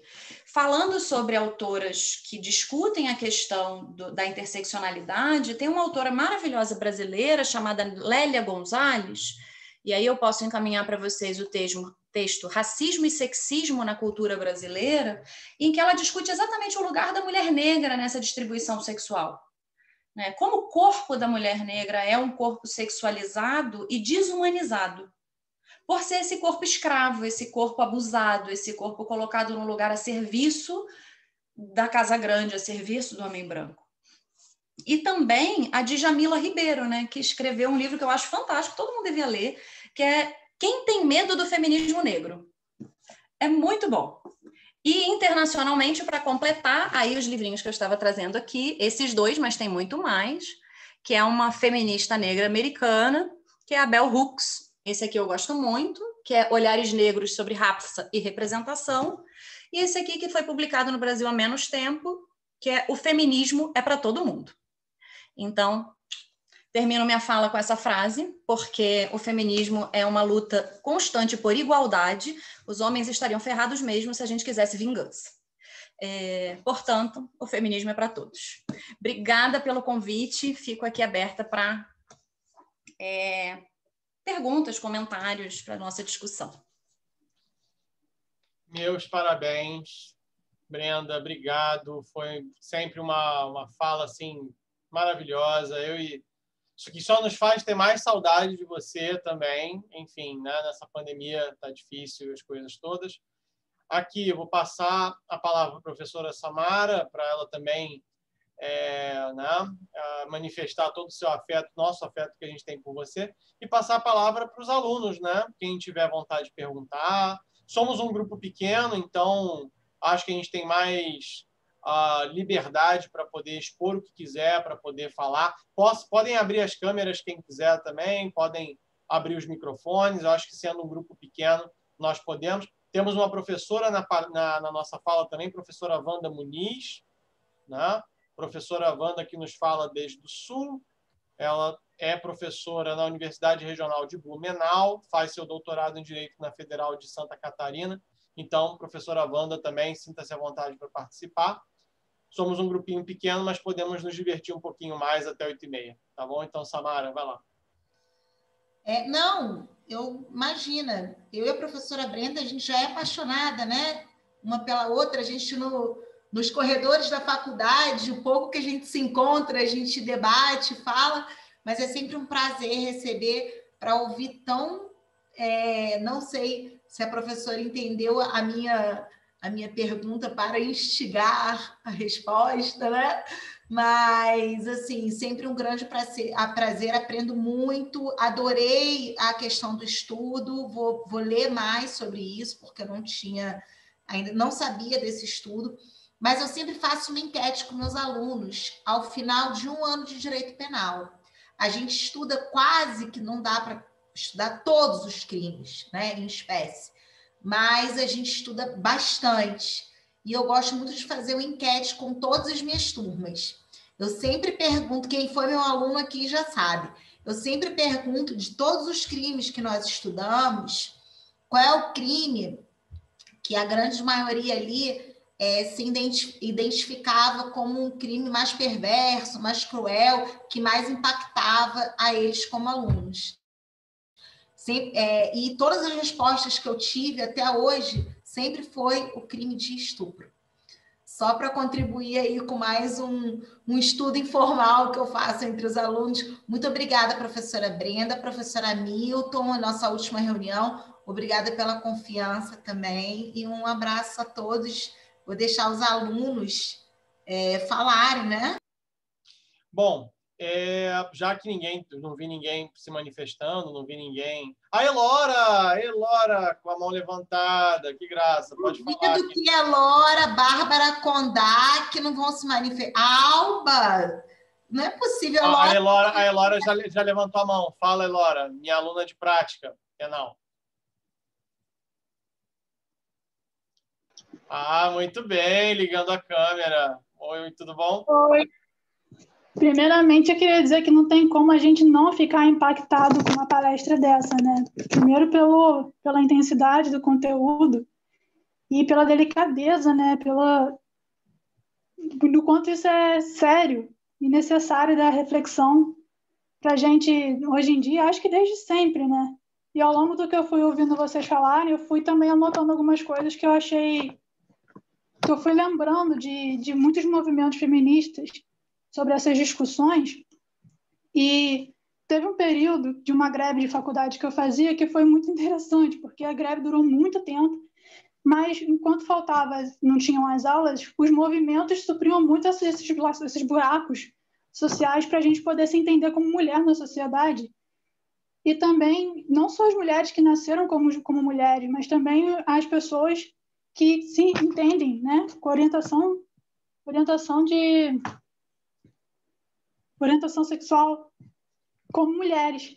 E aí essa questão dos homens também sofrerem com a questão do machismo, os homens sexuais serem atacados, é uma questão que eu vejo que, assim, tudo que foge do padrão masculino, tudo que se aproxima do feminino, tenta ser aniquilado, sabe, por essa maioria de homens, por esse padrão de homens. E eu acho isso assustador. E o dia que trouxeram essa reflexão para a gente, eu achei isso realmente impressionante, porque tudo que fugia, tudo que se aproximava do feminino, tenta ser o tempo todo ser extirpado.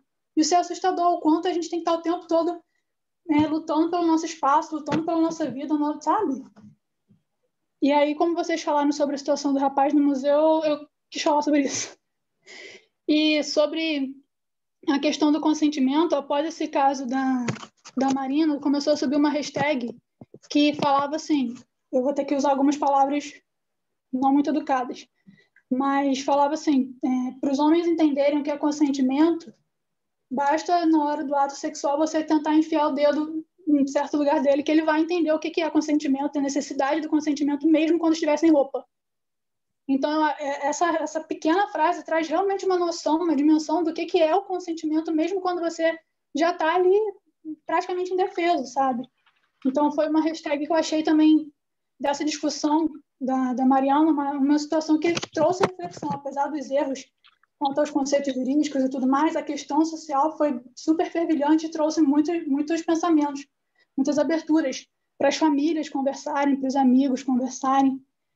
E a última coisa, para não me alongar muito, eu não sei onde que se encaixa a questão de constelação familiar na psicologia, mas eu vejo alguns aventureiros nesse tema falando do histórico brasileiro, né? Que a gente é uma cultura criada a partir do estupro, principalmente, né, sobre isso. E quando as pessoas fazem essa investigação da vida delas, elas encontram muitos pontos familiares com um índice muito possível de que alguém no histórico familiar também passou por aquele tipo de abuso, e o quanto isso vai se refletir, porque toda a nossa sociedade veio criada a partir do estupro. Então, o quanto isso é grave, porque isso vai continuar se repetindo, porque isso é uma questão de base da nossa estrutura. Então, ter esse start, esse raciocínio de que é preciso mudar mesmo, tirar do que é velado e trazer à tona para a gente ter uma mudança de consciência, é extremamente necessário, porque a consciência que construiu a gente é completamente destrutiva para a mulher. Então, assim, eu estou super agradecida pela existência dessa reunião aqui e super impactada com as pesquisas. Elora, obrigado pela sua fala. Eu prefiro falar primeiro só, desculpa tomar a frente, mas é porque a Elora, além de ser uma aluna muito boa e muito competente, tem um fato que eu vou expor a Elora aqui, porque quando deu o caso da Mariana Ferrer, eu não sei você, Samara, mesmo, mas meu WhatsApp não parou. Assim, eu não consegui parar o dia, assim, não consegui parar nem um minuto. E aí, uma dessas pessoas foi ninguém mais, ninguém menos que a Elora. Aí ela me mandando mensagem, perguntando, sabendo... Não, e ela entrou num rompante e ela começou a digitar, digitando.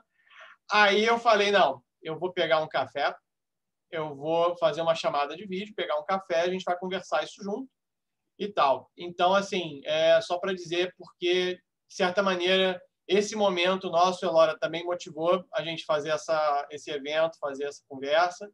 E eu queria passar para a nossa estrela máxima, Brenda, porque eu acredito que até o final da fala dela, a gente vai acabar fazendo psicologia. Essa é a verdade. No final das contas, todo mundo vai acabar fazendo psicologia como curso. É isso, porque, enfim. Brenda, vou passar para ela, porque se quiser comentar em cima da fala da Elora, por favor. Venham todos. O curso de psicologia está aberto, né, com a pré-matrícula, vamos lá. Gente, olha só.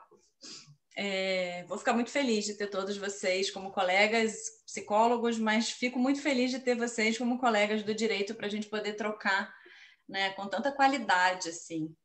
Existe uma desqualificação mesmo do feminino, né? Isso que a Elora tá apontando é estrutural. Esse texto da Lélia Gonzalez, ele é super importante, super útil. Vou passar para o Hamilton e para a Samara, eles compartilham com vocês depois. Porque ele mostra um pouco como a sexualidade feminina ela é usada como dispositivo de controle mesmo, né? É tomada para cercear, para controlar. Então, não passa pela ideia de consentimento. Né? Essa ideia feminista, que é uma ideia radical do feminismo, de que as mulheres são pessoas integralmente pessoas, né? Com essa mesma capacidade, essa mesma possibilidade dos homens de dizer sim e não. Ela é enxergada e ela vista como... A expressão atual é mimimi, né? E aí eu acho absolutamente estranho num país que é campeão mundial de violência LGBT, de assassinato de pessoas, um dos campeões mundiais de assassinato de mulheres por violência doméstica, aonde a empresa privada paga, em média, 30% menos para mulheres exercerem as mesmas funções, com a mesma qualificação de homens. A gente ter um discurso que diz que, olha, nós também somos pessoas, nós também somos capazes, nós também temos o direito de escolher, nós somos iguais, não é isso que diz na lei, gente? Nós somos iguais. E você tentar defender isso na prática é desqualificado, porque a feminista... Eu vou contar para vocês, eu casei de véu e grinalda. Lindo meu vestido, ganhei da minha madrinha uma fortuna. Eu tenho vergonha de dizer isso hoje em dia, mas eu ganhei dela, ela quis me dar. Casei com um sapato vermelho dessa latitude, porque eu já tinha 28 anos e eu não era mais pura. E aí não dava para casar toda de branco. Né? Pintei a unha de vermelho, usei um sapato lindo de cetim vermelho. Mas casei de véu grinalda, da Mona. Faço unha, uso desodorante, me depilo. Rímel é uma parte importantíssima do meu vestuário. E eu sou feminista. E tem uma tentativa de desqualificação da mulher. O mesmo lugar que é o lugar da boa vítima, ela só é vítima se ela foi pega de surpresa, se ela não queria desde o início, se ela se defendeu a todo custo. Aquela figura da vítima que a gente acha que está juridicamente superada, da mulher que denuncia o estupro é denunciável se ela está fisicamente machucada porque se defendeu. Essa figura jurídica caiu, mas essa prática cultural não caiu. A mulher que não é uma Barbie, ela não tem direito de fala de lugar de mulher, porque se ela não depila a axila, ela não é mulher. E aí a gente tem uma série de exigências culturais sobre o feminino que, se vocês começarem a olhar com algum cuidado, todos são exigências de fragilização. A mulher tem que ser magra quase até quebrar. A mulher tem que andar de salto alto. Corre do estuprador de salto alto no paralelepípedo, quero ver. A mulher usa bolsa pesada, porque não dá para ficar com as duas mãos livres. Se você tiver que socar alguém, você só tem uma. Se você é destra, sua bolsa vai estar do lado direito, você só vai estar com a mão esquerda livre. E você é destra, você não sabe socar ninguém porque você fez balé e não Muay Thai. Então, você tem uma série de exigências estéticas destinadas à fragilização do corpo da mulher. E essa exigência estética, ela nos atravessa e nos constitui. Quando a gente valoriza a mulher que se iguala ao ideal de mulher feminina, a gente está valorizando uma mulher que é incapaz de se defender fisicamente. E, no fim das contas, a violência sexual e a violência física apelam à força física. Apelam à subordinação na prática. Pega pelo braço e arrasta, dá um soco na cara, estupra.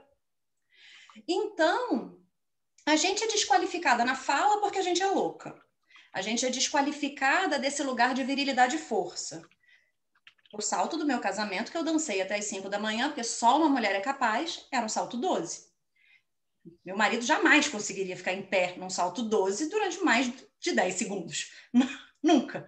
Acho que ele nem sabe fazer isso. Ele está lá na sala gritando, eu fico! Quero ver que eu fico! Mas a gente tem uma série de rituais de fragilização da mulher e de desqualificação desse lugar valorizado, né? E isso produz também uma argumentação contra a própria igualdade, porque você só é vítima de verdade se você está toda arrebentada. Você só é mulher de verdade, só pode falar pelas mulheres se você está toda embonecada. E qualquer coisa diferente disso vai ser desqualificada, preterida, usado contra você, inclusive no tribunal. Você vai ter que ir embora, Brenda, não vai? Não, peraí. Ah, consegui. Peguei um print aqui com um sorrisão da Brenda para jogar no Instagram. Espero que eu também esteja muito print. Não, vamos fazer Não, esse print ficou sensacional. Esse eu vou mandar depois. Então tá bom. Aqui, olha só. Vou mandar, pode virar até foto de perfil se ela quiser. Aqui, já mandei pro seu WhatsApp. Aqui mas duas aqui... falas. Desculpa, Gente. Milton. Duas falas que você falou agora, tá? Uma que eu já ouvi de um juiz. É mimimi. E uma que eu já ouvi de delegado. Mas não está machucada, não tem violência doméstica familiar. Isso não foi há anos, não. E aí, isso não foi há anos, não, tá? Isso tem 3 meses, vamos dizer assim. Um beijo, amei, vou liberar a Brenda, vamos liberar a Brenda, que ela tem aula. Beijo, Brenda. Eu só vou terminar aqui a fala comentando algumas coisas. Mas, Brenda, obrigado por tudo, valeu. A gente vai prosseguir só mais um pouquinho e aí a gente se fala, tá bom? Beijo. Obrigada, queridas. Sempre um prazer. Beijos. Beijo. Gente, só para poder finalizar, eu acho que tem algumas questões que eu queria só pontuar, porque ninguém chegou a perguntar, mas que eu acho particularmente relevante. Essa coisa de como a gente só reconhece um crime sexual se a mulher está arrebentada, se a mulher passou por um processo de violência muito grande. A professora Ana Lúcia Sabadell, essa mesma que eu sempre faço referência, a gente lê o texto dela no grupo de pesquisa e tudo mais, eu já vi numa palestra dela, e ela traz esse relato bem interessante de um caso na Alemanha. E olha só o caso que chegou para a espécie assim, do Superior Tribunal de Justiça na Alemanha. A mulher foi rendida por um sujeito, né? Acho que foi numa estrada, ou não sei onde é que foi. Mas o fato é que, no momento do ato sexual, ela, sabendo que não havia mais chance, sabendo que não havia mais possibilidade de oferecer resistência, porque ela já estava com a vontade vencida ali, ela pede para o estuprador para usar camisinha. Ela se conforma com a violação do bem jurídico, que é o bem jurídico liberdade sexual, desde que essa conformidade tente, de alguma maneira, reduzir dano. Tente, de alguma maneira, evitar um mal maior, que seria justamente ela adquirir uma doença contagiosa, uma doença venérea, seja. Então, e aí, surpreendentemente, como é que o Tribunal da Alemanha resolveu? Resolveu contra a vítima. Resolveu dizendo que, em função dessa conduta, que seria uma conduta de concordância, uma conduta de conformação, que ela teria consentido com a prática. Então, isso que a Brenda falou, que você mesma, Samara, colocou, isso é estudado dentro daquilo que eu cheguei a pontuar, de como que os parâmetros normativos do direito penal são manipuláveis. A argumentação é manipulável. Sendo que, eu tenho certeza, e acho que eu e Samara podemos concordar, se eu tiver, nunca que nenhum juiz, se eu estiver passando por um processo de roubo, e aí, Samara, se a gente estiver sendo, por exemplo, sofrendo um roubo no meio da rua, a gente quiser reduzir dano e quiser dizer assim, não, olha, leva o celular, leva a bolsa, pode levar. Nunca que o juiz vai olhar para isso e vai dizer, então o assaltante estava certo, pode levar. Inclusive, né? O discurso é o da não resistência. É você realmente não resistir, entregar, não é? Para sofrer menos. Foi aquilo que eu te falei. Às vezes a vítima está numa posição ali de sobrevivência, né? De minimizar os danos, como você falou, e de verdadeira sobrevivência. né? Porque a gente vê em muitos casos onde a vítima morre para não reconhecer seu agressor. Pois é. Então, assim, é muito problemático. E eu queria só uma última coisa para tensionar, porque, enfim, queria conversar isso até com a Samara. A Brenda teve que sair, mas eu ia conversar isso com ela também. No campo do processo penal, e aí olhando para essa sentença que a gente viu, alguns aspectos que me chamaram a atenção, alguns deles eu já falei.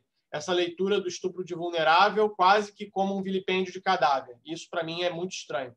Mas, principalmente, algo que sobressaiu da argumentação das vítimas, principalmente no caso Mariana Ferrer, porque, em um dado momento, olha que dado psicológico interessante, Samara.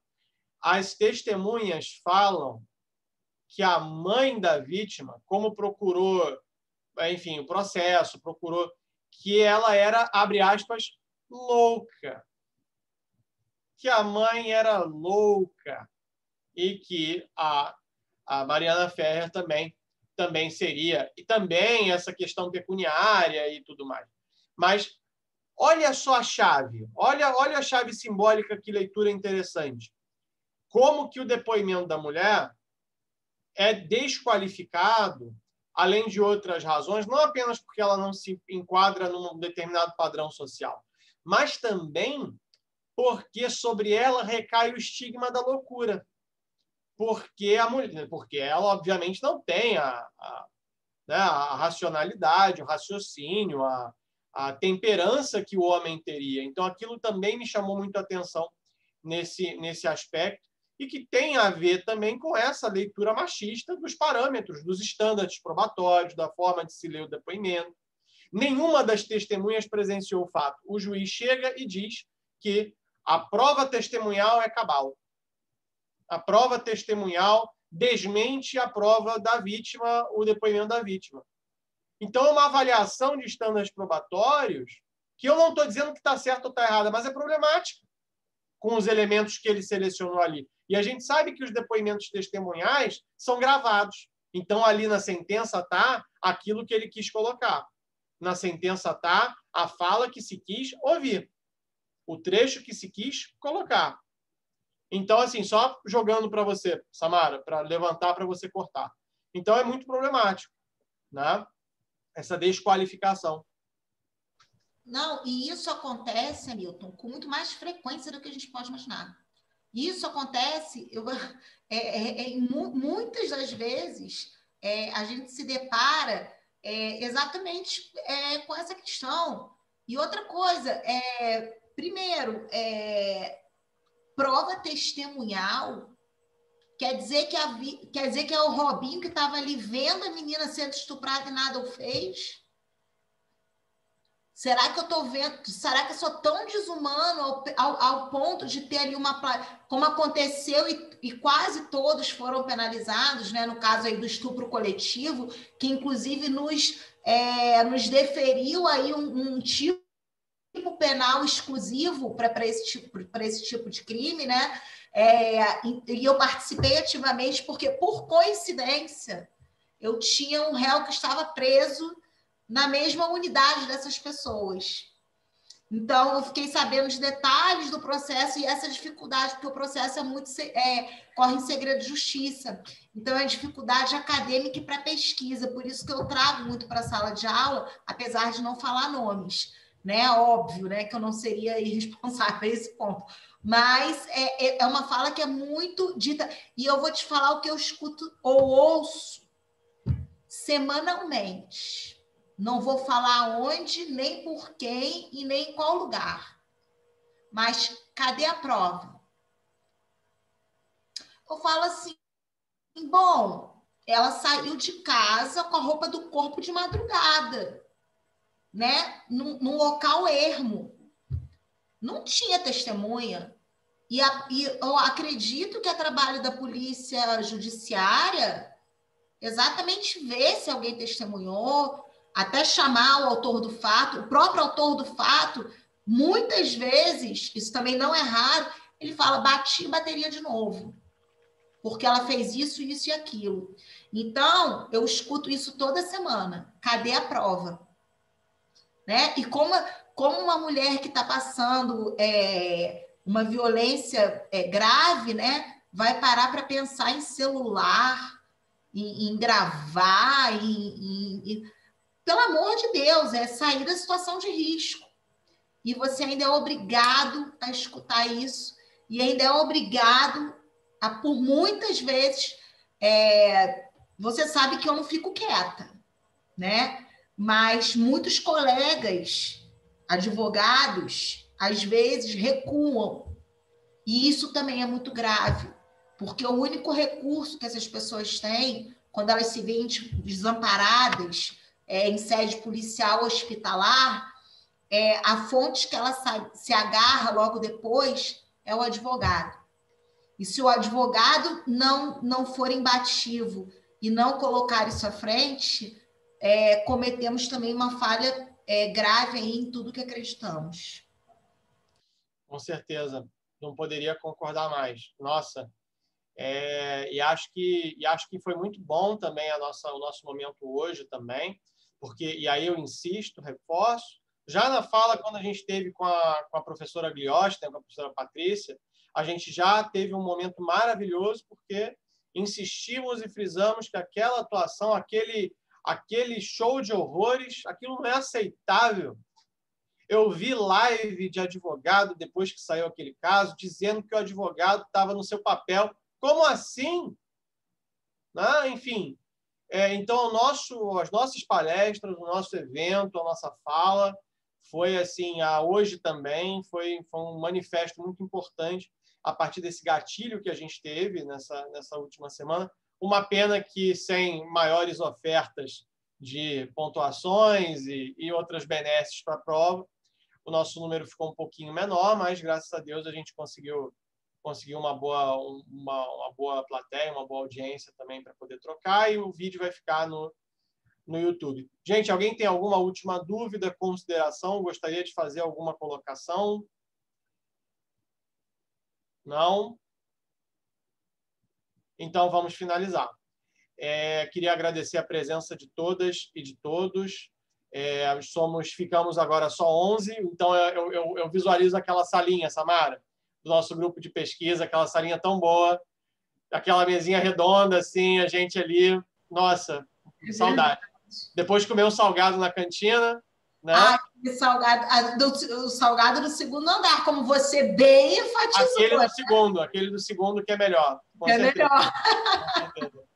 Verdade. Tá, então é isso, gente. Vou finalizar. Samara, alguma consideração final também? Tchauzinho.